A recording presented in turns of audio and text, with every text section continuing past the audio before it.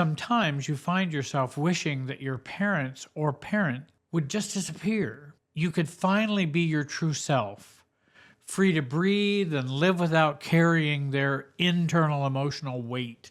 It's the quiet voice of the part of you that's been trapped for too long, desperate for space to be yourself.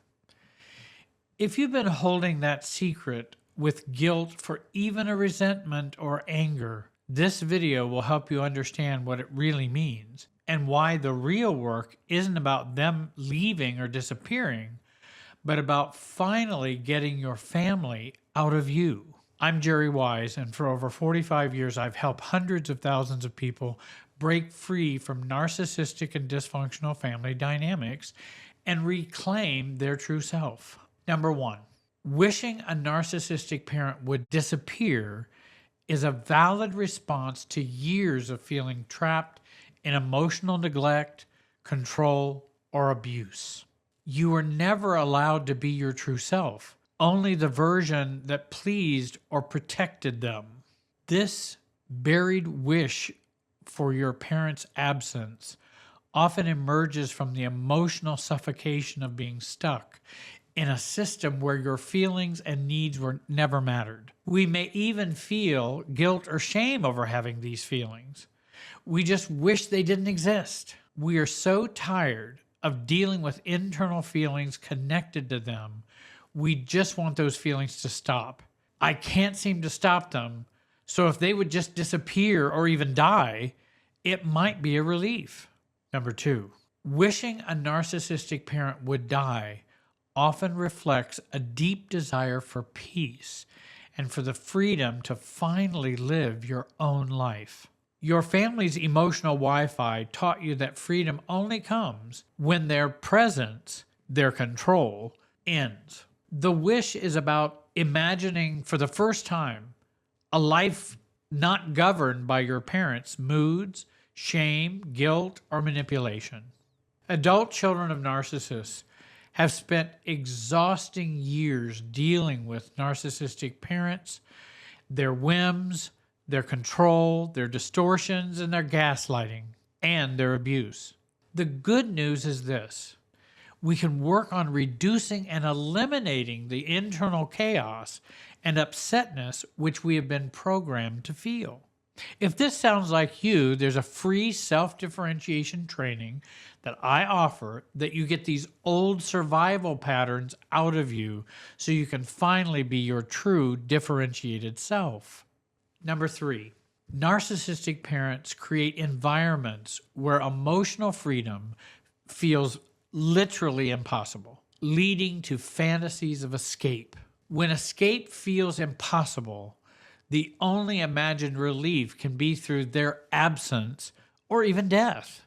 Dysfunctional families don't launch adults. They launch emotional hostages. I have even talked with adult children of narcissists who feel the world would be better off without them, and then they could at least rest in peace from the damage and trauma. How tragic and painful it is to hear those kinds of thoughts and feelings, though they are common. Without strong inner boundaries, you may start to believe that the only way to feel safe or free is if your parents are no longer around. Number four, guilt around separating from the narcissistic parent is usually the result of lifelong emotional conditioning, manipulation, and enmeshed family systems. This guilt is not yours. It's a system's guilt. It was installed to keep you fused to the emotional needs of others. Even when you try to step back, the family superself floods you with messages like, you're abandoning your family, you're abandoning your parent, or you're the problem, or you will hurt your father if you will do this. Why are you such a rotten child? All children have to deal with their parents as they get older. Why can't you? Number five, the death of a narcissistic parent does not necessarily bring peace. They can continue to live inside your thoughts and emotions unless you actively work on self-differentiation to reclaim your internal space. Physical absence, death, silent treatments by a parent doesn't unplug us from the emotional Wi-Fi and the family super self. I keep repeating that because that's such an important point. Without getting your family out of you, their voices still guide your decisions, reactions, and sense of self, even after they're gone. As an example, many say, I would never act the way my narcissistic father did. But when you ask, have you ever treated yourself internally like your father may have treated you? Often the answer is yes. Or they may in fact be in denial about that.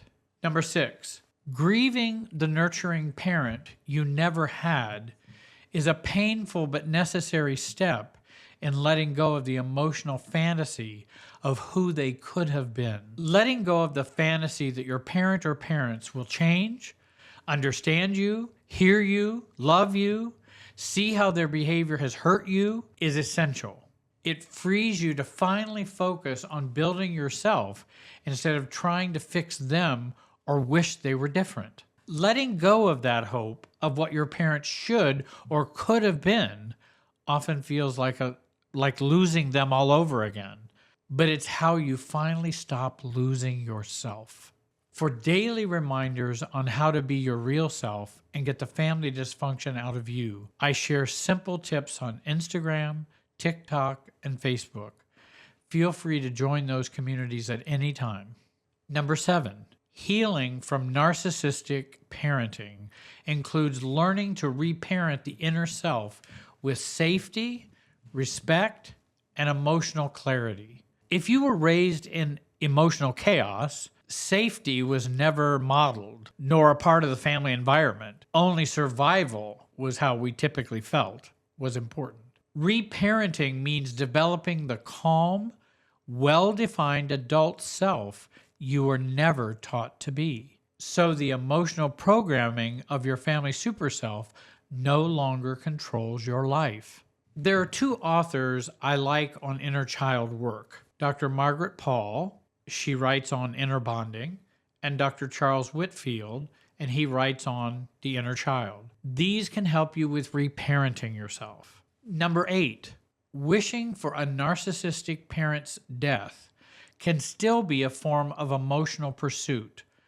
True peace comes from building the empowered, differentiated self you were never allowed to be, and to finally focus on pursuing you. As I mentioned, wishing someone was gone is still a pursuit of them. Our focus is still on them for relief. Over-focus on them, wishing they would understand you and wishing them gone, are 2 sides of the same enmeshed coin. We want to become neutral or not care. Even in their absence, if your emotional state still depends on what they do or don't do, you're still fused to them. Self-differentiation is not about their death. It's about your life, the one you finally get to claim without asking for their permission. If you're ready to finally break free and start living with emotional freedom, inner peace, healthy relationships, then join my free 84-minute training. Over 30,000 people have already joined. Click the link in the description and access the free training now. And if you're looking for a deeper step-by-step process, join my Road to Self program. Many of those who joined Road to Self say it was the missing piece in their healing journey that helped them to get their family out of them and finally stand strong as their true self. Don't forget to subscribe and hit the bell icon so you'll never miss a new video. I want to thank you for watching. Have a great day and be wise.